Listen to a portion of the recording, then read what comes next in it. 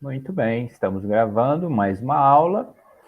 Disciplina de Contabilidade Gerencial para Tomada de Decisões, aqui no curso de ADM, noturno. Obrigado a vocês que estão aqui presentes comigo, a Leila, a Inês, aos demais que podem vir depois e também para quem vai assistir essa aula depois, né? Obrigado desde já pela atenção.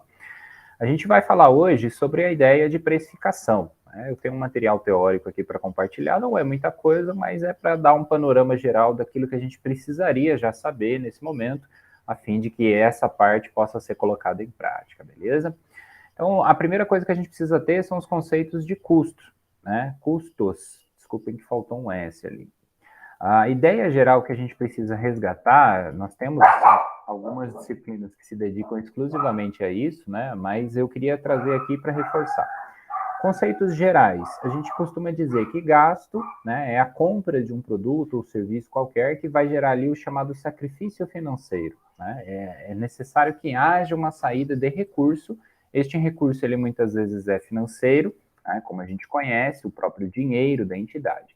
Então, é necessário que para ocorrer ali um gasto, haja um desembolso financeiro por parte da entidade. E a gente fala entidade na contabilidade, por quê? Porque nós podemos estar falando de uma empresa, que é uma entidade com fins lucrativos, ou de uma outra que não é com fins lucrativos. Tá? Por isso que esse conceito ele é abrangente.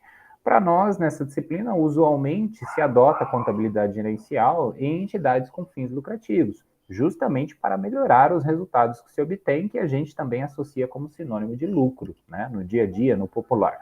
Então, aqui normalmente a gente vai usar exemplos de empresas propriamente ditas.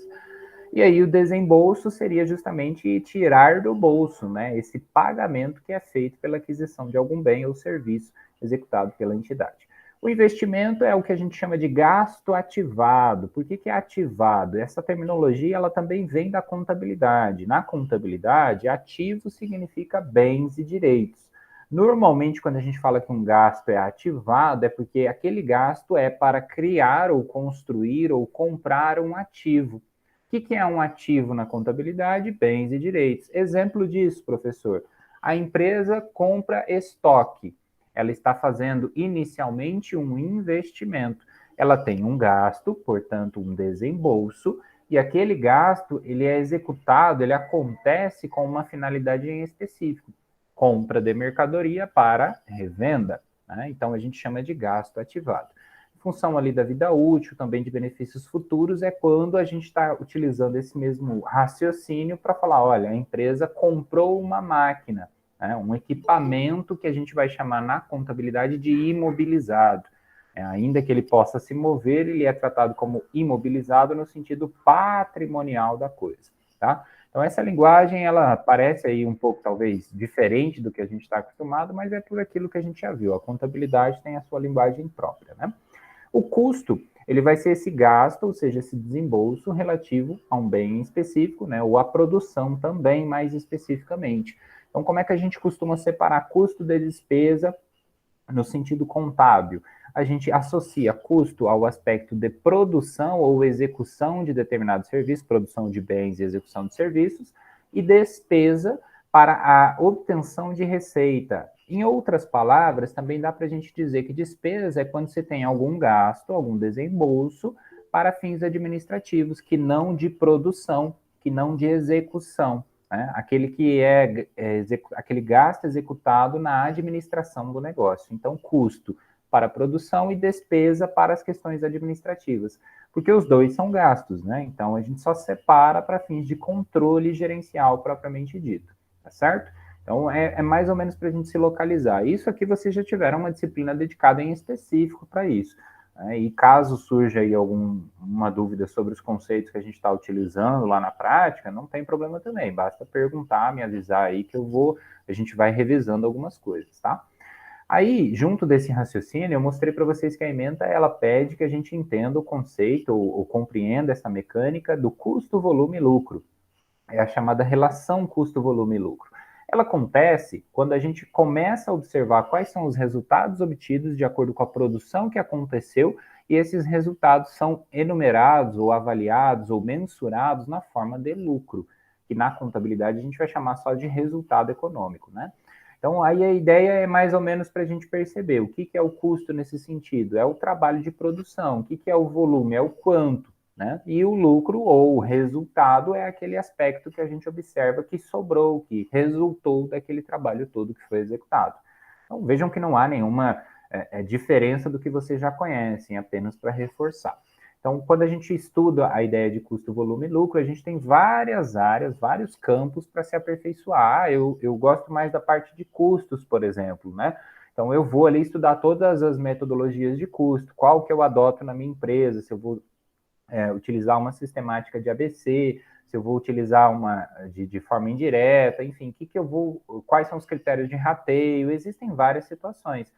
Então, essa relação, esse estudo do custo, volume e lucro é entender o que a empresa faz, quanto que ela gasta, de certa maneira, para produzir, não só na forma de custo em específico, mas o aspecto administrativo por detrás disso também, quanto em sentido de quantidade, ou seja, volume, e o lucro obtido de acordo com aquilo. E daí, desses raciocínios que decorrem, por exemplo, alguns entendimentos. Então, se eu produzo uma unidade, o custo ele é X. Se eu produzo 10, o custo ele é Y.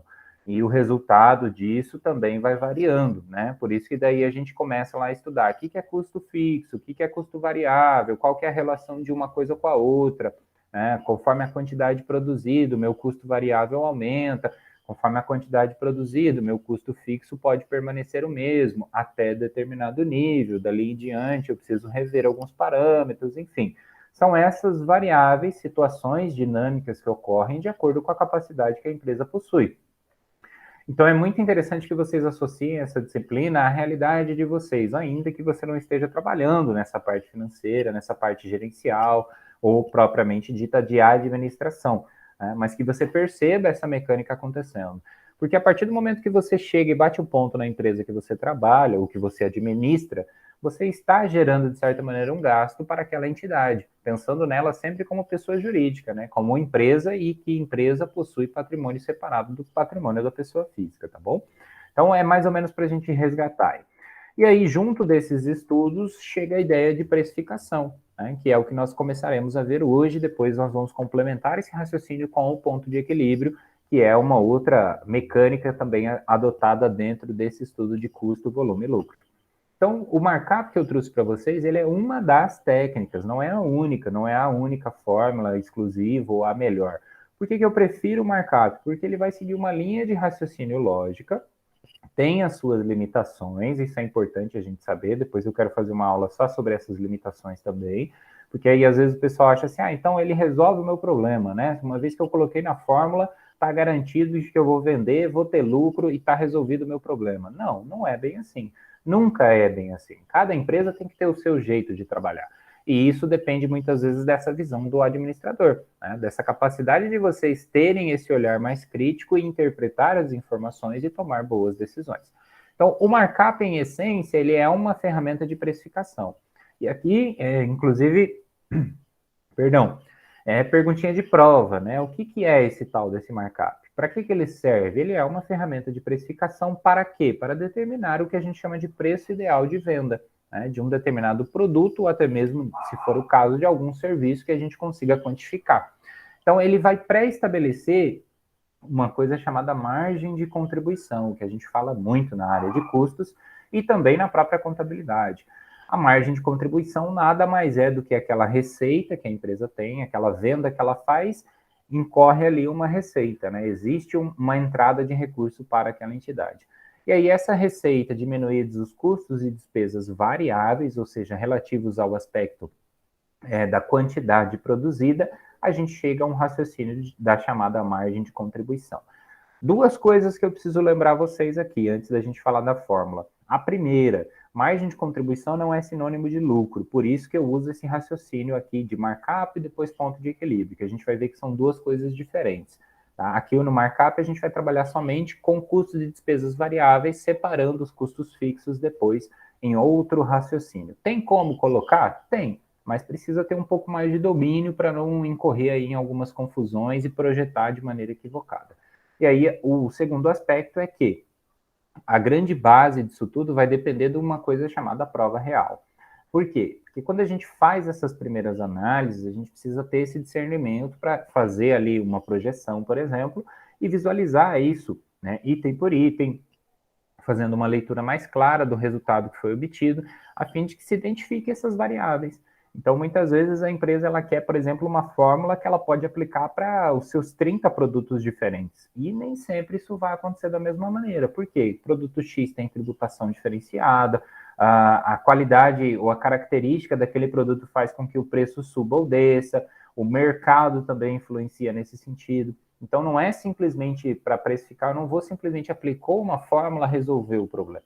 Eu preciso fazer essa leitura desses fatores externos. O que a fórmula me permite é fazer um raciocínio de uma coisa um pouquinho mais clara do que geralmente o pessoal faz, né? Ah, eu compro uma mercadoria por R$10, aplico uma margem X, né, de 100%, vendo por 20. Vendo por 20, gastei 10, sobra 10. Aí você pergunta assim, então foi 100%? Foi 50%? Quanto que foi? Essa é a leitura que eu quero que vocês façam. E perceber que muitas vezes essa simplicidade, ela pode não englobar a realidade que acontece no dia a dia. Tá? Então, eu utilizando uma mecânica como essa, eu preciso fazer a chamada prova real para realmente visualizar esse resultado, item por item, como a gente vai ver agora, para justamente compreender este processo como um todo, de frente para trás e de trás para frente. Aí eu consigo começar a trabalhar com esses elementos que compõem. O markup em si ele é muito fácil de ser trabalhado. Ele se divide em dois cálculos. Primeiro, a gente vai vai encontrar o chamado divisor, né, markup divisor, que ele é um índice também em algumas literaturas, né, nos livros da bibliografia que eu recomendei para vocês, às vezes ele é chamado de índice, markup índice, e depois esse índice é multiplicado pelo custo. Aí sim seria a ideia de fazer essa agregação de valor no sentido de margem, ou enfim, de aumentar o valor por parte de um índice em específico de percentual. Mas, primeiramente, a gente precisa encontrar o índice. Então, vamos dar um exemplo nesse raciocínio aqui. Na fórmula, a gente vai ter duas etapas, como eu disse, duas continhas para achar o nosso markup. O primeiro deles é entender esse raciocínio. Então, a primeira coisa que a gente vai fazer é observar custos, despesas. Que tipo de custos e despesas que eu estou falando aqui? Variáveis, ok? O que é custo e despesa variável? Aquele que se diferencia e varia de acordo com a quantidade produzida, de acordo com a circunstância. Né? O custo fixo, ele é fixo porque eu posso produzir a mais ou a menos e ele vai se manter relativamente estável. Né? Não quer dizer que ele é parado. A conta de energia é um custo fixo, mas não quer dizer que ela vem todo mês da mesma forma, no mesmo montante. Mas existirão ali parâmetros que nós adotamos para entender que ela é fixa porque ela se repete e que eu tenho capacidade de executar um trabalho a X quantidade, Y quantidade, a fim de manter aquela conta mais ou menos no mesmo patamar, ali numa média geral. Então, os custos e despesas citados aqui são nesse sentido. Eu não costumo cobrar muito uma diferenciação entre produção e a parte administrativa, né? O que é custo, o que é despesa, porque eu entendo que na prática você precisa englobar tudo isso, entendendo talvez a diferença, mas o fundamental é o resultado que você obtém, né? Então, a ideia aqui essencial é justamente para que vocês percebam. E aí eu adiciono junto a isso, por isso ainda naquela primeira fórmula ali, somando a margem de contribuição. Então, eu faço isso justamente para delimitar. E o que vai ser, no final das contas, essa margem de contribuição? Ela vai ser o seguinte raciocínio. Eu vou vender por R$10, eu vou ter custos e despesas variáveis, que a gente vai ver unitário, né, para começar a trabalhar. Eu vou ter lá uma única unidade, custa X, Y, Z, em valores percentuais. E a gente também vai discutir sobre como adaptar uma coisa quando é apenas monetário para percentual e vice-versa. Mas, basicamente, eu faço lá o pagamento desses custos e despesas variáveis, eu chego à minha margem de contribuição. A margem de contribuição, ela nada mais é do que o que eu vou utilizar para pagar os custos fixos, nesse sentido que nós estamos aplicando aqui. Então, eu preciso tomar esse cuidado. Se eu coloco, por exemplo, o custo fixo dentro da fórmula do markup, eu preciso tomar cuidado com a minha margem de contribuição, porque daí ela não é mais margem de contribuição, ela é margem de lucro. E ela ainda vai ser lucro operacional e não lucro líquido. Então, tem algumas dinâmicas, tem algumas variações que a gente tem que tomar cuidado. Mas, basicamente, vamos imaginar aí, olha, em percentuais, quando eu citar o exemplo aqui para vocês, vocês vão ver que o cálculo ele é relativamente simples. Fiz ali a somatória, tudo mais, eu vou executar a fórmula de que maneira? Eu vou pegar o 100 seria esses primeiros 100 aqui, só para reforçar, tá? Eu vou pegar esses 100 e aí vamos supor que os meus custos, as minhas despesas e a minha margem de contribuição deram 20 ao todo, né? Tudo. Eu vou trabalhar 100 menos 20 e depois vou fazer essa divisão. Tá? Então, primeiro é como se a gente resolvesse esse lado da fórmula aqui, para daí depois fazer essa divisão geral, entendendo que a divisão é o que gera o índice, né? Então, por isso, markup divisor. E aí, por fim, eu vou pegar o resultado disso e multiplicar pelo meu custo unitário. Então, vamos para um exemplo mais prático, que eu acho que vai ficar mais esclarecedor. Em relação aos conceitos teóricos ali, ao que eu comentei antes, vocês têm alguma dúvida, algo que vocês queiram complementar? Boa noite, Robson. Tudo bom? Quem mais que chegou por aí? Sejam bem-vindos. Karen está por aqui também. A Caroline, né, tinha acabado de entrar. Obrigado, tá, gente, pela participação, pela presença. Boa noite, professor. Curiosidades, dúvidas sobre essa parte mais teórica? Não sei se eu estou falando muito rápido. Já surge só na hora de executar. Então, vamos dar uma olhadinha aqui num exemplo que eu trouxe para vocês. Eu citei isso para os colegas, vou explicar de novo, tá? Esse mesmo modelinho que eu estou usando é o de aulas anteriores, porque é sempre o primeiro que eu coloco, porque ele segue uma linha de raciocínio completa. Aí depois, para as outras turmas, né, eu vou adaptando os exercícios, tá? Então, não estranhe se vocês virem aí, e quem fez gerencial comigo também pode ter visto algo semelhante nesse sentido, até mesmo o mesmo cálculo. É para a gente relembrar essa sistemática, beleza? Aqui, ó, a gente vai ter, então, no exemplo, no exercício, né, a gente vai ter a parte das despesas operacionais que, por enquanto, a gente não vai trabalhar, tá? A gente vai trabalhar com a parte de custos e despesas operacionais fixas quando a gente trabalhar com o ponto de equilíbrio. Vejam que o exercício, ele é conjunto. E aí, por ele ser conjunto, a gente vai trabalhar primeiro o markup, resolvendo aqui a questão número 1, depois, na questão 2, a gente usa essas outras informações.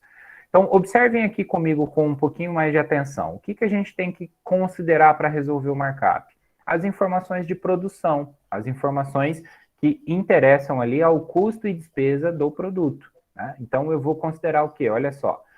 Custo unitário, eu estou citando como exemplo aqui impostos, né? É uma média geral, não quer dizer que isso é o que está na legislação, é importante explicar, até porque não dá para abarcar o que está na legislação, porque varia muito. Você tem que olhar cada um dos tipos de produtos para saber se tem isenção, para saber se tem algum tipo de benefício fiscal, ou até mesmo, né, dentro da realidade, por exemplo, do Simples Nacional, fazer uma mecânica de cálculo um pouquinho diferenciada para apurar algumas coisas. Então, tem muitas variáveis. Se der tempo, eu quero trabalhar com vocês os regimes, né, de tributação no Brasil, para que vocês conheçam um pouco mais como é que funciona isso, né, na perspectiva da administração e da contabilidade quando você toca uma empresa, principalmente do Simples Nacional. Então, aqui, continuando, a gente vai ter custo unitário, impostos, comissão, frete, margem de contribuição. Entendendo que isso são custos e despesas relacionados ao aspecto variável, né, que vão de acordo com a quantidade produzida. Então, a gente coloca em percentuais para poder trabalhar a fórmula em específico. E aí, o que eu cobro na questão número 1? Utilizando esses dados, calcule o preço de venda adequado para cada produto. E aí, o que eu peço para que vocês façam? Apliquem a fórmula do markup. Então, por onde que a gente começa para executar essa fórmula? Vamos lá para a nossa planilha do Excel. Eu vou disponibilizar essa planilha para vocês também, tá? Para que vocês possam acompanhar. Então, aqui, olha, eu só repliquei as informações, antes de mais nada, agora já somando, né? Porque a gente vai precisar dessa informação posteriormente. Mas, basicamente, aqui eu tenho uma réplica das mesmas informações, feito um primeiro cálculo. Que cálculo que é esse? Vamos dar uma olhada aqui no produto 1. Eu vou ter um custo unitário de R$15, beleza? Se estiver pequeno, se estiver com dificuldade, aí vocês vão me chamando, tá bom?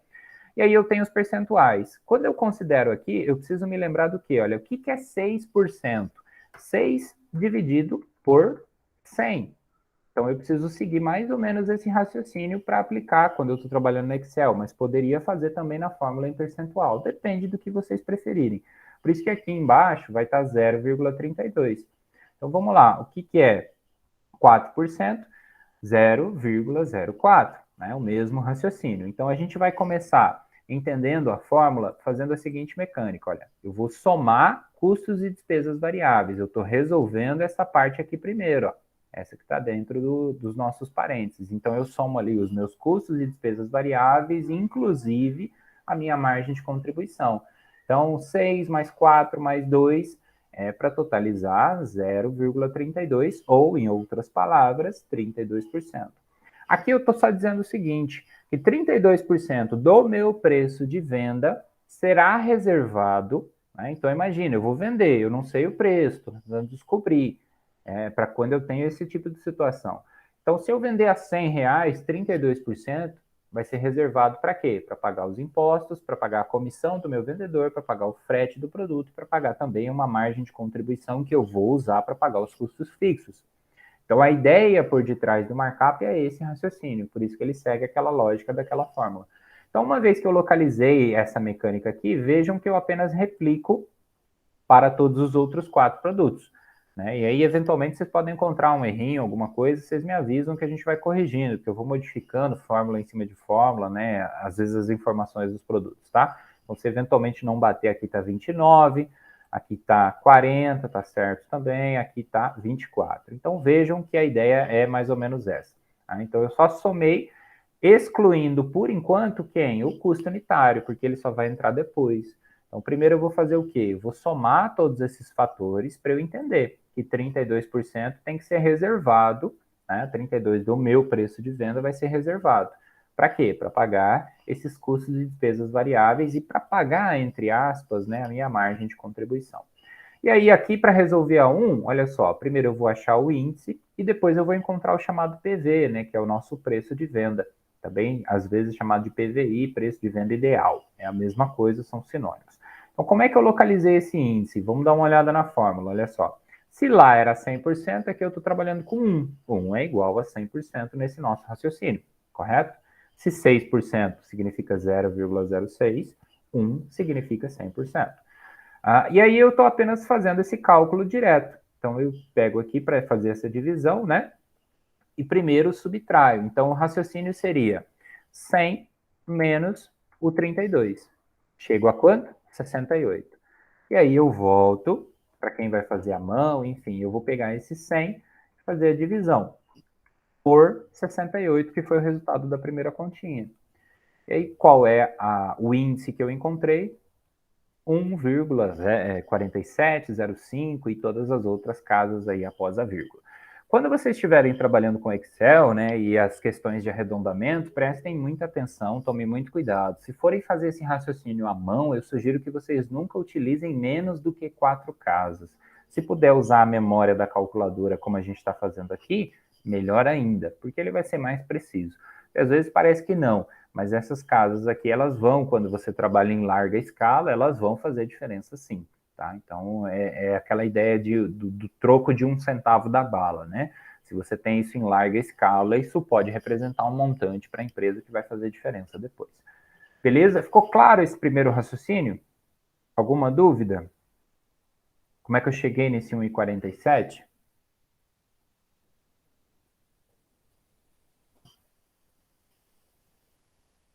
Me ajudem aí, digam que sim, que não. Não, professor. Parece que, na verdade, sim. Lá quando Diga. você fez a conta de 68, você só diminuiu 100% menos 32, certo? Isso, Eu não exato. entendi essa parte. Isso. Aí eu vou Qual que usar o era a fórmula? 68, né? Isso, exatamente. Deixa eu fazer aqui, que eu acho que vai ficar um raciocínio talvez um pouquinho mais compreensível. Vou repetir aqui, ó. Desconsidera a segunda parte por enquanto, tá dando para ver aí, tranquilo? Sim. Essa parte de baixo aqui. Então, o que eu colocaria aqui, né? Seriam todas aquelas informações. Então, vamos lá, ó. O que é o meu imposto? É 6, a comissão é 4, o frete é 2 e a margem é 20. Então, seria o mesmo de eu vir aqui e escrever isso aqui, ó. 6 mais 4 mais 2 mais 20. Certo? Tirar aqui. Então, quando eu replico embaixo, eu vou ter o 100, repito a fórmula, né? Menos 32.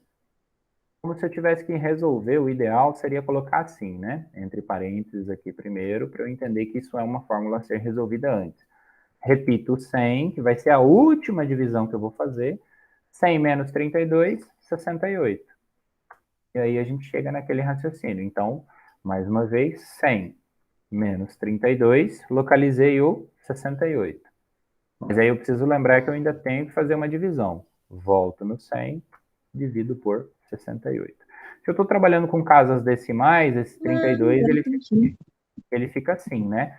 Se fosse ali, por exemplo, seria 0,06 mais 0,04, deixa eu puxar para cá, mais 0,02 mais 0,20, 0,32, beleza? É os mesmos 32% no nosso raciocínio. Aí eu pegaria 1 menos 0,32, depois 1 dividido por 0,68. Então, aqui a única mudança que eu fiz é de trabalhar, ao invés de trabalhar os percentuais, porque às vezes o pessoal se confunde quando vai fazer no Excel, aí eu prefiro trabalhar com as casas decimais, né? Mas eu explico sempre que é a mesma informação. Então, aqui é como se a gente tivesse chegado no mesmo resultado. Aí ele daria, então, né, 1,47 e os quebradinhos ali, sempre lembrando, quando você for fazer à mão, quando você for fazer até no Excel, por questões de arredondamento, tome esse cuidado. E daí, às vezes, aqui, por exemplo, o terceiro número depois da vírgula, na terceira casa, já vai ser um 5, aí ele já arredonda para 48, e aí se você faz manual a segunda parte, já dá diferença. Ou se você multiplica isso por 10, já dá uma diferença razoável, por 100, por 1000, enfim. Eu já tive casos, assim, de acadêmicos que citaram, professor, eu uso, e para mim, assim, se eu não trabalhar depois dessas casas, depois da vírgula, quando eu vou avaliar lá no final, não dá uma diferença de 3 centavos, dá uma diferença de centenas de reais. E isso, né, ao longo do tempo, pode pesar para a empresa, tá bom?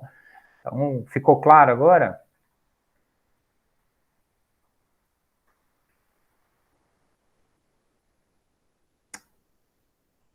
Ficou? Não ficou? Quer um outro exemplo? Me ajudem aí.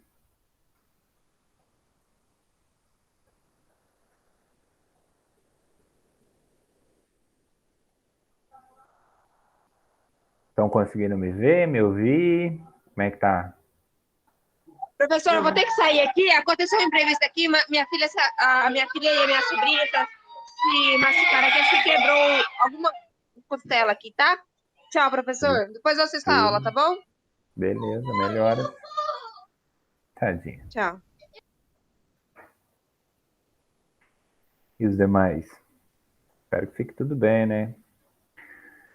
Tá tranquilo? Conseguiram compreender bem?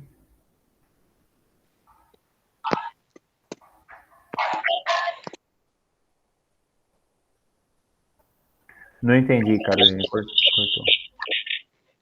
Então, professor, tô analisando. Eu sou assim, eu aprendo na hora que eu tô fazendo. Acho que eu vou pegar um caderno aqui pra mim fazendo junto com você. Que Pode ser. aí eu vou fazer assim pra ficar mais fácil. Aí se tiver alguma dúvida, eu te falo. Beleza, perfeito. Tá, aí só reforçando aqui então, para eu terminar o raciocínio, a gente vai ter uma última etapa, né? Feito essa parte, resolvida esta divisão, a gente vai precisar fazer a segunda parte do cálculo, que seria o multiplicador, para achar realmente o preço de venda, né? Então, o multiplicador ele é sinônimo do preço de venda, que é esse segundo raciocínio. Aí, o que eu fiz aqui na fórmula, né? A gente vai utilizar o índice encontrado, que foi esse 1,47, multiplicado por quem? Pelo custo unitário. Então, eu peguei lá o custo unitário R$15, multiplicado por 1,47. Aqui vou fazer a multiplicação, R$15, né, no caso. Eu vou encontrar um preço de venda de 22,058824. Aqui, por exemplo, a gente tem uma situação de arredondamento, né? Então, se eu diminuir aqui as casas decimais, ele vai para 22,06. Aí eu tenho um outro dilema que eu costumo lembrar o pessoal. Se você está vendendo isso no mercado cotidiano, né, no nosso dia a dia, na prática, vender um produto a R$22,06 pode ser inviável, né? Então, o que você tem que entender? Você não vai vender pensando nesses centavos ou exclusivamente nesse preço, mas a partir desse raciocínio você compreende que, olha, se você vender com essas mesmas informações, onde o imposto é tanto, a comissão é tanto, frete, contribuição, etc., são esses parâmetros, né, digamos assim, se você vender a R$21 já não vai dar certo. já não vai funcionar. Tendo um custo unitário de R$ 15, não vai funcionar. Quando você faz a prova real disso, você vai perceber que não é bem assim. Né? Então, o que seria a ideia? Deixa eu diminuir aqui um pouquinho para vocês. O que seria a ideia de fazer uma prova real, de perceber como isso se aplica? A prova real, ela é, em essência, o que a gente chama de DRE, né? Basicamente, é uma demonstração do resultado que você obteve. E aí não tem muito segredo, olha, o que eu preciso considerar ao fazer esse tipo de atividade? Eu vou ter sempre, aqui eu estou falando de um único produto, então eu tenho um preço de venda. Eu vou puxar lá para a gente poder fazer esse raciocínio. O meu preço de venda do produto 1 foi 22,06. Aí eu preciso entender que o cliente vai me pagar esse preço de venda, 22,05, né, ou 0,6, e eu vou ter ali efetivamente o quê?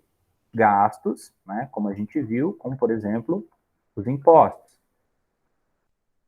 E além dos impostos, a gente vai ter comissão, frete, etc. São coisas que vão diminuir essa receita que eu estou tendo, esse dinheiro que está entrando.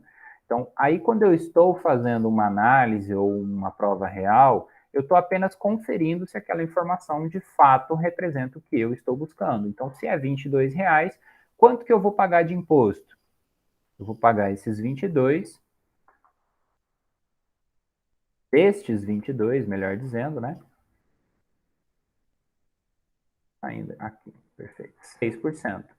Seria o mesmo que dizer o quê? Olha, eu vou então gastar 1,32.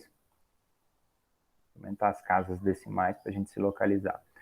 Então, na comissão, quanto é que eu ia pagar? Eu ia pagar 4%. Então, eu vou seguir aqui o mesmo raciocínio, só para a gente poder fazer aí uma análise e entender melhor essa mecânica. No frete, quanto é que eu ia gastar? Eu ia gastar 2%. A margem de contribuição, que é aquilo que eu quero que sobre. Quanto que eu desejei? Eu desejei 20%. Então, aqui, quem é que está faltando nesse elemento?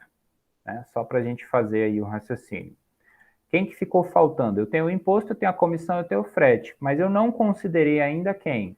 O próprio custo unitário. Tá? Então, percebam que eu preciso levar ele em consideração também. Tirando o custo unitário, ficou R$ 15, né? Vou fazer uma diminuição. Poderia fazer, se tivesse colocado negativo ali, podia fazer a soma direta, né? Só para a gente fazer esse raciocínio. Então, na minha mão, vai sobrar nesse momento, nessa única venda, nesse único produto, lembra que a gente está falando de unitário, né? Uma única unidade, sobrariam 4,41. Esses 4,41 em relação aos 22 representam o quê? Tá aqui. Tá dando para enxergar aí? R$ 4,41 representam 20% dos próprios 22. Né? Então, de tudo, deixa eu pular aqui para separar. Eu vou pagar tudo que eu devo, né? Que eu tive que gastar, digamos assim, antes, né? Para adquirir aquele produto, para poder fazer com que ele fosse vendido e tarará. Vai sobrar R$ 4 desse produto. Esses 4 significam aqueles 20% que a gente pré-estabeleceu na hora de fazer o raciocínio. Aqui. Então, por isso que ela é importante de ser adicionada. Então, quando eu faço esse cálculo do markup, eu tenho a capacidade de dizer, olha, se eu vender a 22, eu vou conseguir pagar tudo isso nessas condições, vai sobrar aqui, inclusive, os R$ 15, que é o custo unitário, vai sobrar 20%, e esses 20% aí eu pago as minhas contas fixas, digamos assim, né? Ou o que eu desejar naquele momento, se eu não tenho outras contas fixas, vai ser o meu lucro e tudo mais, tá? Então, é mais ou menos para chegar nessa sistemática, mas percebam que a fórmula deu certo, porque a partir desse raciocínio eu incrementei, eu criei o chamado valor agregado, né, entendendo ali algumas condições, que do custo unitário, R$ 15 que eu compro, existem algumas circunstâncias que aumentam o preço, e essas circunstâncias eu consigo levar em conta. E aí, se eu consigo fazer essa análise, eu consigo preparar um preço de venda ideal. E aí, se a gente replicar o mesmo raciocínio, falar assim, professor, mas eu não vou vender a R$ 22,50. Melhor, 22,05. Eu faria... Tem que... Antes que eu vou travar ela aqui. Foi. D21, agora sim, perfeito. Eu vou vender um produto a R$ 25, eu não vou vender a R$ 22. Dificilmente isso vai acontecer, né? Existem alguns casos à parte. Mas vamos lá. A partir desse princípio, eu consigo estabelecer uma ideia mais ou menos nessa mecânica. Então, se eu vou vender esse produto a R$ 30, eu entendo que o imposto também vai ser mais alto, porque ele é percentual, né? De acordo com a base de cálculo. Eu entendo que a comissão também vai ser mais alta. Eu entendo que o frete ou outras coisas que eu possa ter, a exceção do custo unitário. Então, se eu vendo a R$ 30, vai sobrar na minha mão R$ 11,40. R$ 11,40. O que significa isso na prática? Significa 38% de margem de contribuição. Quer dizer, com esses R$ 11 eu vou usar para pagar as minhas contas fixas. Se eu vendo 1.000 unidades disso, eu terei então R$ 11.000 para pagar os custos fixos, a energia, o aluguel, os colaboradores, tudo aquilo que eu considerar como custo fixo dentro do meu ambiente de trabalho. Então, era só para vocês terem uma ideia. Agora, o que acontece partindo desse mesmo pressuposto se eu resolvo vender para o meu cliente a R$ 20? Eu vou ter uma margem de contribuição reduzida. Então, por mais que eu tenha precificado a 20%, né, nesse exemplo aqui, na verdade, só vai me sobrar 13%, ou R$ 2,60, que é esse montante aqui que a gente está olhando. Porque os outros valores acompanham pelo fato de serem em percentual.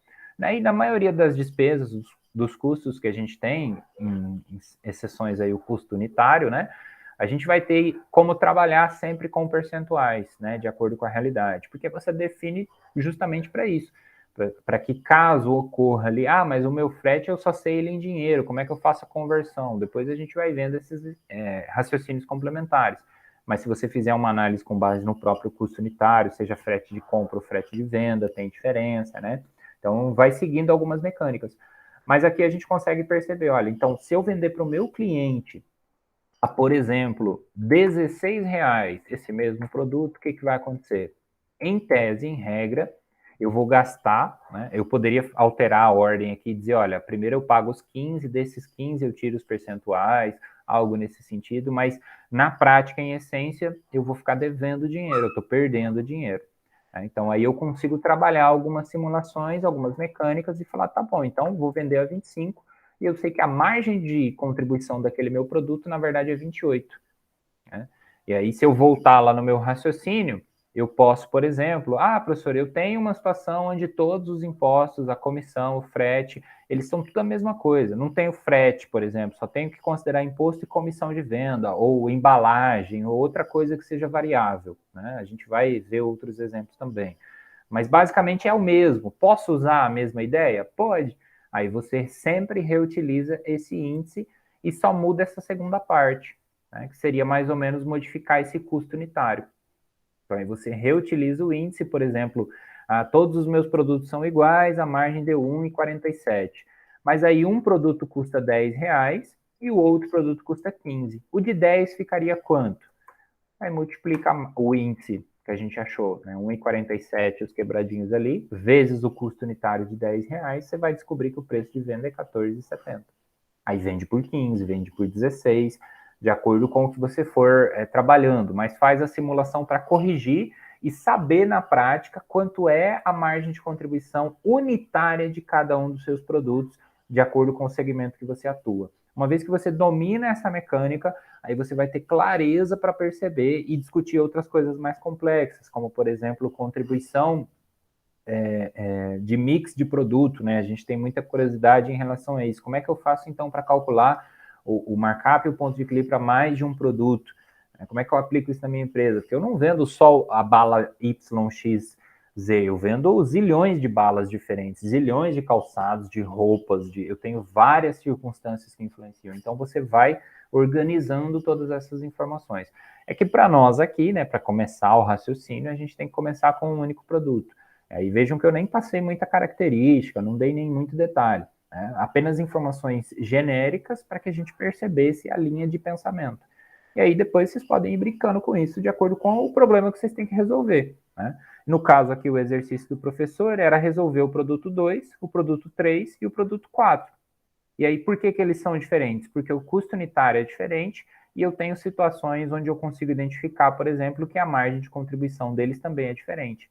né? E aí eu vou identificando de acordo com a realidade que eu quero, de acordo com a necessidade que eu tenho, né? Qual é a margem ideal para a minha empresa? Não existe essa resposta. Você vai ter que identificar. Ou ainda, melhor, trabalha numa empresa, ela já executa as vendas dos produtos, é uma empresa sólida, ou enfim, está há muito tempo e tal. Como é que eu faço, então? Você faz esse raciocínio inverso. Pega lá o preço de venda estabelecido, levanta essas informações de custos e despesas variáveis, essencialmente, trabalha primeiramente uma única unidade, né, para separar e facilitar o raciocínio, e percebe qual é a margem de contribuição. E aí você vai dizer, olha, o produto X contribui com tanto. A cada unidade vendida, me sobram R$ 4 desse produto, me sobram R$ 7 daquele produto. Esse dinheiro somado é o que faz com que a gente pague as contas fixas, por exemplo, né? Seguindo essa linha de raciocínio. A minha empresa ela já usa o custo fixo agregado aqui nesse raciocínio do markup ou da MVA, como alguns chamam também, né? Margem de valor agregado. Não tem problema. Só reavalia qual foi o critério que foi utilizado para esse custo fixo se transformar em percentual. E daí, às vezes, o pessoal faz um levantamento e esquece, por exemplo, que um exemplo muito prático para vocês, a gente está agora numa situação de bandeira nova cor, né? Da energia elétrica. Não lembro agora se ficou vermelha, roxo, o que era lá. Subiu, vai subir. Se a sua não subiu, vai subir, muito provavelmente. Por quê? Porque independente do consumo. Então, se para nós, pessoa física, isso acontece na casa, por exemplo, na empresa também vai acontecer. Ainda que ela consuma ali a mesma quantidade, produza a mesma quantidade, haverá um acréscimo nesse custo fixo. E aí, se a precificação foi feita há 5, 10 anos atrás, não foi atualizada, esse custo fixo em percentual está defasado. E se ele está defasado, você vai ter uma dificuldade de vender aquele produto de acordo com o que você deseja. Você pode até estar vendendo, né? Mas provavelmente está achando que entra ali e você ganha R$ 22, mas na verdade você está ganhando só 4 desses 22, ou menos até, né? Dependendo da circunstância. Então é interessante. E outra ideia que eu queria deixar para vocês aqui para finalizar o raciocínio, não se preocupem, vocês vão praticar, tá? Isso é parte da atividade. Eu trouxe a resolução aqui para mostrar para vocês, mas como é a mesma fórmula de cálculo, acho que não faz muito sentido. E depois eu vou deixar lá para vocês conferirem.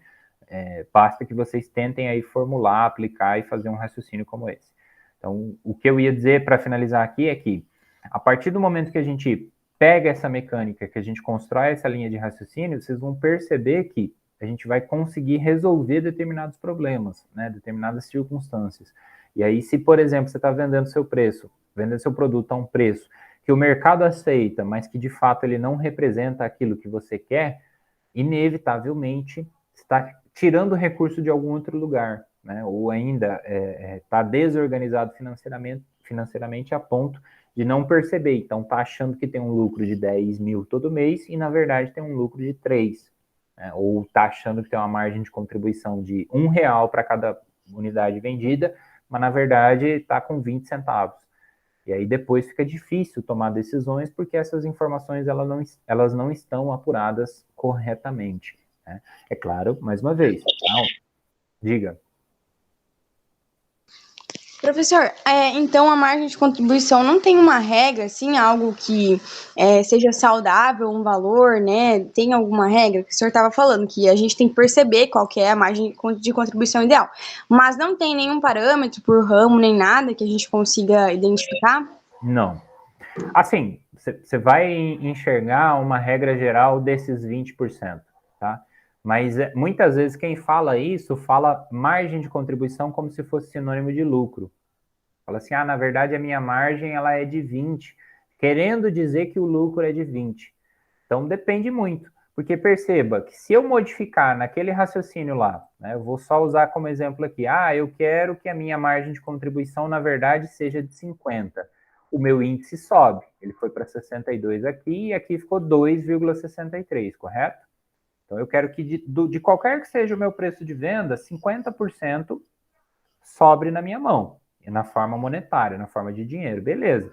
Então aquele produto que me custa 15, agora vai ser vendido a 39. Aí às vezes, sei lá, para uma roupa, para uma camisa, isso pode o mercado aceita esses 39, né? Voltando lá no nosso raciocínio seguinte, virou 39, tirou, tarará, sobrou R$19. Não deu exato aqui, né? Quase 20, mas enfim.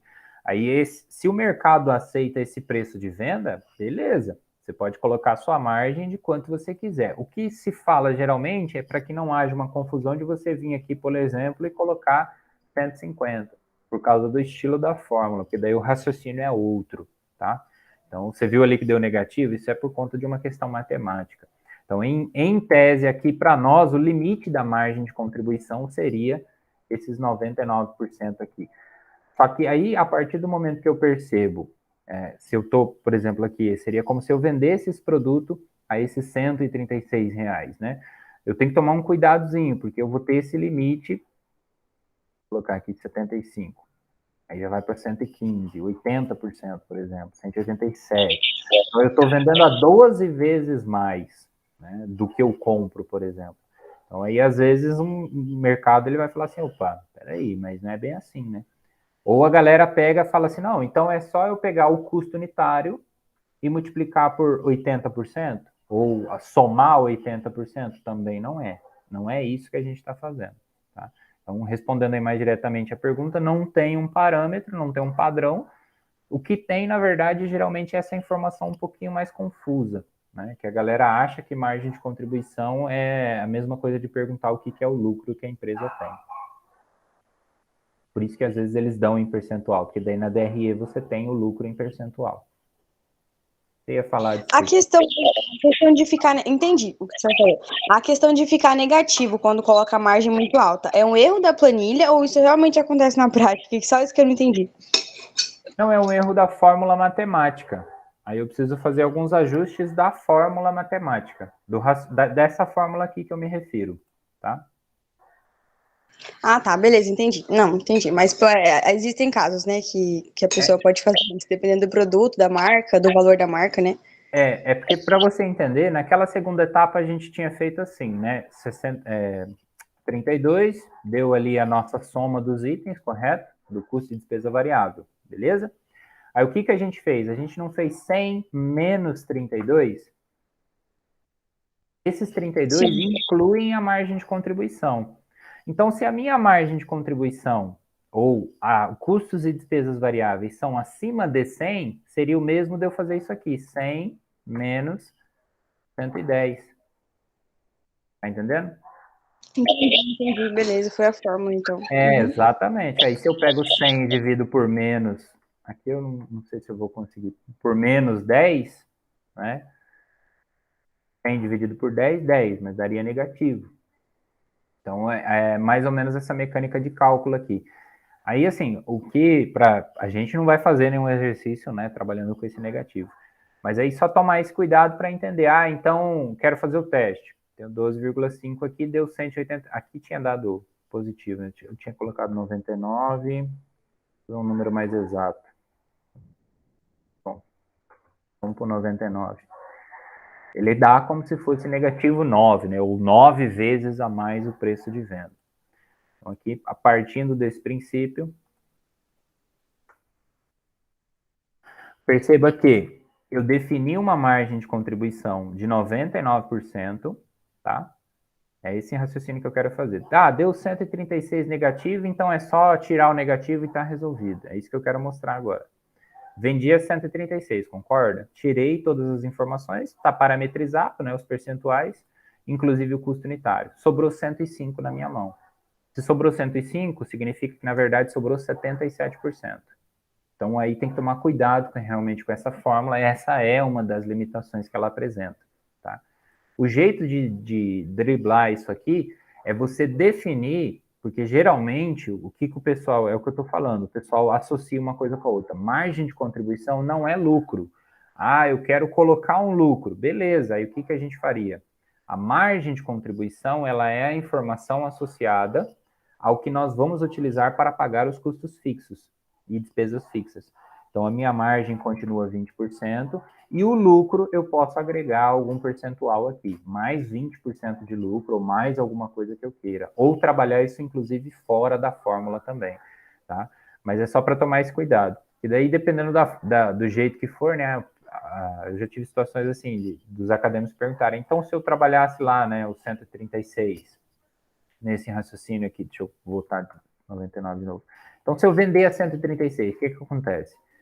Se eu vender a 136 reais, na verdade eu tenho 77% de margem de contribuição, que é o que aparece aqui no finalzinho para a gente fazer esse raciocínio. Tá? Então, por isso que eu falei tanto da prova real, por isso que eu fiz questão de mostrar aqui, né? Porque aí, quando a gente coloca a prova real, que seria isso aqui, né, fazer o raciocínio de cima para baixo, a lógica inversa, né, partindo do preço achado, partindo desse raciocínio todo, a gente vai perceber essas informações e começa a ter um pouco mais de clareza sobre isso, né? E aí é só tomar esses cuidados que vai funcionando, e vocês viram que não tem muita dificuldade quanto à parte da disciplina. É para realmente primeiro dominar, né? E aí existem formas da gente ir driblando essas dificuldades. Depois o 2, o 3, só para eu não deixar de falar, o exercício 4, a parte 4, questão 4 e questão 5 são para as próximas aulas, tá bom? Então, por enquanto, quem já sabe fazer, pode fazer, não tem problema nenhum. Mas quem nunca viu o ponto de equilíbrio, quem nunca fez uma DRE ou não lembra como que faz, eu vou fazer uma aula explicando cada coisa, tá? E vou resolvendo ele junto aqui com vocês, fazendo os comentários. Aqui já tem toda a resolução, vocês estão vendo, né? Todas as planilhas preenchidinhas e tal. Mas aí depois eu vou demonstrando para vocês cenário por cenário. Porque aqui, por exemplo, na questão 5, a gente vai ver umas variáveis. Ah, então a empresa opta por vender o produto 1 e o 4, né, exclusivamente, ou apenas os dois. O 2 e o 3 não vão ser vendidos. E aí isso identifica ali, né, que vai ter um aumento de venda, quais são as circunstâncias variáveis. Eu vou fazendo projeções para a gente poder ir comentando e brincando um pouco com esses números. Lembrando que, né, são só informações fictícias, tá certo? Deixa eu deixar aqui com 20, senão depois eu esqueço e fica errado lá na hora de postar para vocês. Ficou claro, Caroline, né? Estava falando comigo? Isso, professor. Uhum. Ficou bem tranquilo. É bom que você vai explicar desde o começo, porque realmente muita coisa a gente não lembra mais, passa algum tempo, que nem DRE, tudo a gente já viu, mas vai surgindo algumas dúvidas quando a gente fica um tempo sem fazer, né, e não trabalha com isso tanto no dia a dia. Sim. Não, eu entendo perfeitamente. E como eu sempre disse, também na disciplina gerencial, aqui ela é gerencial ainda. Significa o quê? Que os conceitos, não adianta eu querer cobrar de vocês, por exemplo, que você decore a fórmula do markup. Não faz sentido isso. Hoje, né, um mundo globalizado, com acesso à informação 24 horas por dia, você pode a qualquer momento jogar no Google e achar essa fórmula. Entender um raciocínio explicado talvez de forma diferente, mas você vai ver que em essência é a mesma coisa. Agora, o segredo da disciplina é justamente provar situações onde vocês possam associar com a vida cotidiana e, mediante o cálculo, tomar alguma decisão, interpretar algo, né? Por isso que eu falei tanto de preço do mercado, circunstâncias que a gente não controla, uma leitura mais inteligente, porque isso aqui, botou numa planilha, está resolvido, né? Agora, tomar a decisão e botar a etiqueta e fazer aquilo se transformar em dinheiro, né, na prestação de serviço, ir lá e executar e fazer com que aquilo resulte em dinheiro para a empresa, lucro ou, enfim, ganho e crescimento, como a gente prefere na contabilidade, né, evolução patrimonial, aí já é outra conversa. E contador por contador, dificilmente o pessoal vai conseguir fazer isso para vocês. Não porque não sabe, porque a gente estuda isso, a gente pratica isso, faz controle de custo, faz controle de estoque, faz controle patrimonial, beleza. Agora, se o administrador não está interessado e não fala essa língua com o escritório de contabilidade, por que tem que vir de lá? Entendem o que eu quero dizer? E é o que eu venho comentando desde o início. Aí, às vezes, isso fica fora. Professor, eu acho que isso é muito importante, porque, assim, por mais que a gente seja administradores, a gente precisa ter a base, né? Entender como chegou naquele cálculo para a gente tomar as decisões. Realmente, tem que olhar com um olhar, não só do cálculo de colocar na planilha, que isso é a parte mais fácil, né? A planilha sempre vai fazer para a gente, mas o mais difícil é isso mesmo, né? As decisões que a gente vai tomar para que aquilo gere algum resultado positivo. É bem complexo mesmo. Exatamente. E ter interesse, Carolina. Eu vejo que a dificuldade maior, às vezes, é essa falta de interesse, de correr atrás. Porque daí vocês vão executar uma profissão que, em essência, cuida da vida dos outros. Então, aí, quando eu estou falando de preço de venda, eu não estou falando de um objeto. Eu estou falando do dinheiro que vai entrar, que vai circular, ou que vai deixar de entrar e circular, que vai resultar na comida da mesa de alguém. É um pouquinho mais complexo que isso, né? E aí, se você não tem esse olhar, você está abrindo mão do recurso mais valioso que eu tenho certeza que a faculdade ensinou para vocês. Se você trabalha sozinho, você está sozinho. Se você trabalha com pessoas, você tem muito mais força. Então, quer dizer que tudo você tem que fazer com alguém? Não, mas se você tem uma equipe, se você tem colaboradores, se você tem a responsabilidade sobre a vida daquelas pessoas no âmbito profissional, pelo menos, é preciso tratar isso dessa maneira, né? E os números, eles só refletem, a contabilidade, ela só reflete a tomada de decisão. E a tomada de decisão sempre envolverá esse conjunto, ou pessoas, enfim, esse coletivo. E aí esse é o segredo, na minha opinião, para que essas duas profissões se alinhem. Porque isso a gente aprende na contabilidade e vocês aprendem em ADM também. Então, a diferença é que na prática falam línguas diferentes. Isso acontece muito na prática no meu serviço, assim, todo final de mês a gente analisa o balanço da empresa, né? O que a gente teve de resultado líquido no final. Todo mês a gente analisa. E aí, assim, tá todo mundo vendo os números lá com uma cara de taxa, assim. E aí, o nosso administrador lá, ele faz toda a parte administrativa, né? Ele olha pra gente e fala assim: tá bom, agora vocês querem saber o que vocês fizeram esse mês que fez com que isso acontecesse, né? Aí ele fala: esse mês vendeu mais consórcio, vendeu mais isso. Então, assim, às vezes as pessoas têm dificuldade e a gente precisa aprender. É uma dificuldade que eu também tenho. Olhar os números e identificar o que a gente fez diferente esse mês que gerou esse resultado. É difícil de entender, mas quando a gente pega o balanço e vai analisando frequentemente, a gente começa a enxergar. Isso acontece na prática também, né? Eu acho legal, porque a gente sempre está analisando. Então, por exemplo, um mês vai reverter mais provisão, reverteu mais. Aí a gente tem, às vezes a gente gera mais produtos, só que a reversão, ela tem um impacto maior no resultado. E aí a gente tem uma lucratividade melhor, mesmo vendendo mais produtos. Então é muito complexo. E aí eu quero aprender, só que Maravilha. tem que... Não, mas está no caminho, Carolina. É isso mesmo. O fato de você ter um ambiente para praticar esse conhecimento vai ajudar bastante. Nesse primeiro momento, a gente está falando de técnicas gerenciais. Então, elas são feitas para análise e para compreensão de situações específicas.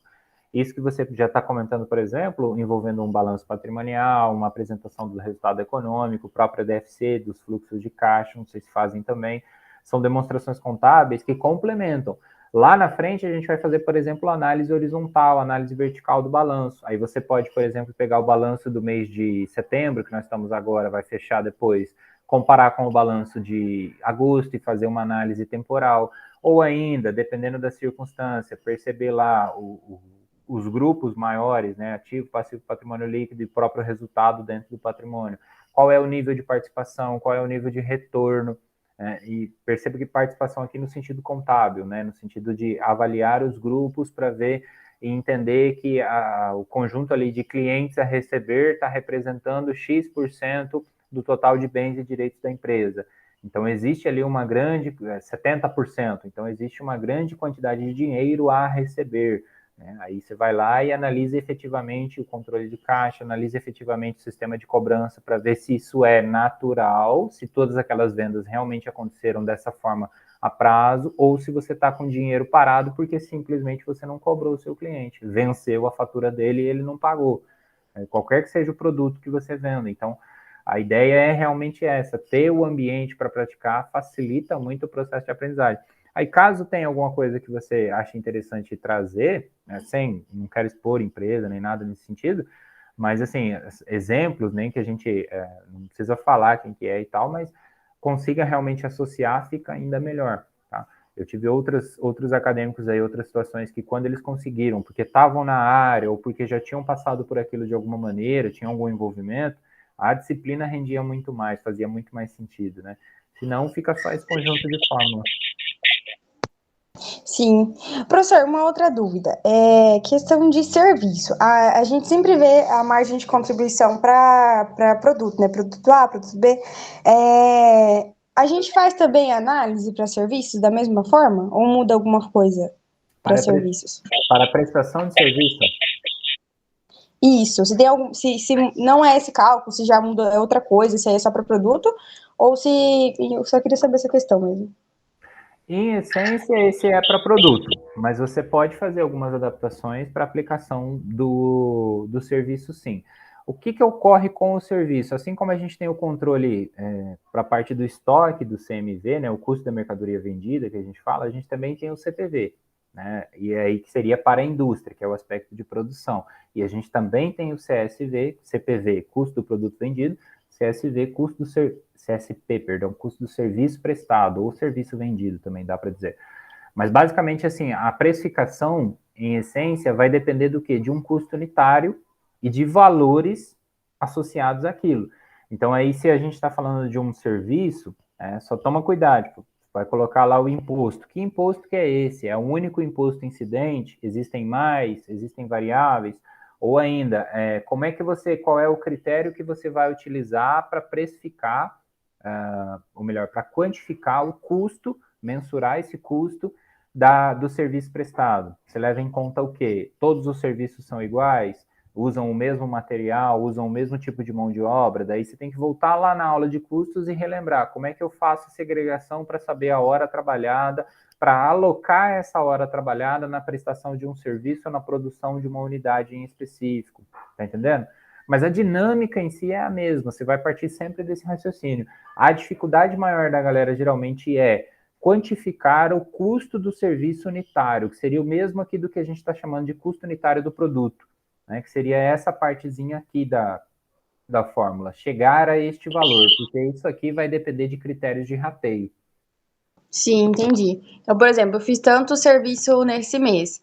Aí eu teria que ver o que gerou para me dividir e ter uma média de quantos que saiu o custo do serviço no mês, por exemplo, né? Então a forma de rateio seria não por valor de produto, mas poderia ser por período, por exemplo. Um dos critérios. Aí você vai precisar pensar assim, dentro do serviço que você está prestando, você usa algum tipo de material? Se você tem algum custo variável em relação a ele, por exemplo, se você prestar mais de aumenta de alguma forma o seu custo, que seria, pensa mais ou menos num produto, você tem a embalagem, né? Se você vende uma unidade, você gasta uma embalagem. Se você vende um serviço, associadamente, você gasta X matéria-prima, por exemplo, ou usa uma ferramenta em específico. Aí depende, aquela ferramenta ela custa R$1.000 e R$1.000 para você é muito, então vale a pena. Ou ela custa R$1, aí já não vale, não precisa ser contabilizado, não precisa ser associado no raciocínio. Não, quero colocar tudo. Aí você vai perceber que às vezes o preço vai lá para cima. Então, a partir desse pressuposto, o critério de rateio, ele é adotado de acordo com a natureza do serviço, porque aí varia muito, né? Serviço de jardinagem não vai ser mensurado, ainda que antes da precificação, não vai ser mensurado da mesma forma que o serviço de prestação em relação a, sei lá, uma engenharia elétrica, por exemplo, um encanador ou outra coisa que você não imagina. Cada um usa coisas, ferramentas diferentes, né? Formas diferentes de atuar e tal. Então, entendi.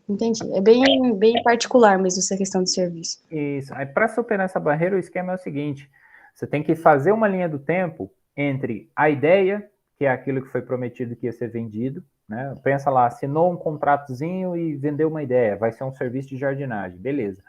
Até aquilo acontecer, você vai ter que listar tudo, todas as etapas, entendendo e percebendo se essas etapas de alguma maneira geram algum gasto. O que era o gasto que a gente viu lá essencialmente? O gasto é a compra de um produto ou serviço, que às vezes você pode também gastar com os próprios serviços, comprando alguma matéria-prima, como eu falei, que vai gerar um sacrifício financeiro. Tá entendendo? Para daí você perceber o preço daquele... O preço não, deixa eu dizer, o custo daquele serviço prestado. Ah, entendi. Um exemplo prático que a gente fez esses dias numa aula, eu esqueci a disciplina, mas aí a gente tinha que fazer uma consultoria e aí a gente tinha que calcular todo o custo, o prazo que a gente ia demorar, a hora trabalhada, se gastou uma folha, tudo a gente tinha que calcular e no final a gente descreveu algumas coisas a gente colocou custo, não, aí a gente tinha que adaptar, se a gente ia colocar os custos internos, por exemplo, com a empresa que a gente prestou consultoria, a gente usou uma folha deles, a gente vai colocar isso ou não? Porque não seria o custo da consultoria. Então, calculado tudo e depois a gente dividiu para saber quanto que a gente gastou no período. Então, é mais ou menos assim, né? Isso, exatamente isso. Entendi, muito obrigada. Maravilha. Eu vou ver se a gente trabalha em outros exemplos futuros, tá? Para trazer um pouco mais dessa área também, aí a gente vai adaptando. A primeira geralmente é produto porque ela é mais fácil, né? É mais simples de entender a mecânica. Algo mais ou os demais queiram complementar aí? Senão deixa eu interromper minha apresentação aqui, fica dando esse loop infinito. Eu deixei os slides já à disposição de vocês. O exercício está lá, tá? Só não postei ainda a resolução. Só reforçando mais uma vez, questões 2, 3, 4, 5, a gente vai ver nas aulas futuras. Quer fazer já para tentar resolver? Melhor ainda, tá? Aí traz para a aula, a gente vai comentando, vendo os resultados. Não tem problema quem não tem computador e quiser fazer à mão, tá? Se precisar de ajuda também, faz lá, me manda lá no grupo, eu vou olhando folha do caderno, sem problema algum. Eu trabalhava com essa disciplina e a gente fazia tudo à mão dentro da sala de aula. Todos os cálculos podem ser feitos assim. Saudades, gente, trabalhando. Porque, nossa, cálculo é muito complicado, né? Só a gente, o celular, não consegue aprender, realmente. Tem que pôr a mão na massa. Exatamente. Então é isso, tá? Obrigado, eu vou agradecer pela participação de vocês, fico à disposição, né? Se caso apareça aí alguma dúvida, hoje ou depois também, tá bom? Então não deixem de praticar. Carolina, obrigado pelos exemplos, pela participação excepcional hoje, por esses comentários, porque acredite, isso faz muita diferença no resultado final da aula, para o processo de aprendizagem, de ensino também. Se eu sei o que vocês estão buscando, fica mais fácil, né? E aí eu entendo melhor essa dinâmica e consigo atuar de maneira melhor. Mais profissional. Pode continuar participando. É bem difícil, às vezes, né? Porque que nem a Leila. Falando nisso, a menina foi pro hospital, tá bom? E ela vai fazer um exame, parece que ela pode ter quebrado o braço, mas eu acho que tá tudo bem, vamos ver. Mas muitas distrações externas, né? Então vamos focar na aula e participar, porque assim a gente consegue aprender mesmo. Muito obrigada, professor, por tudo. Obrigado, boa noite, bom descanso, tá? Eu fico à disposição aí, qualquer coisa é só dar um alô. Inês, Robson, obrigado também, boa noite, bom descanso para vocês. Até a próxima. Obrigada. Valeu, boa noite a todos. Boa noite, professor. Boa noite a todos.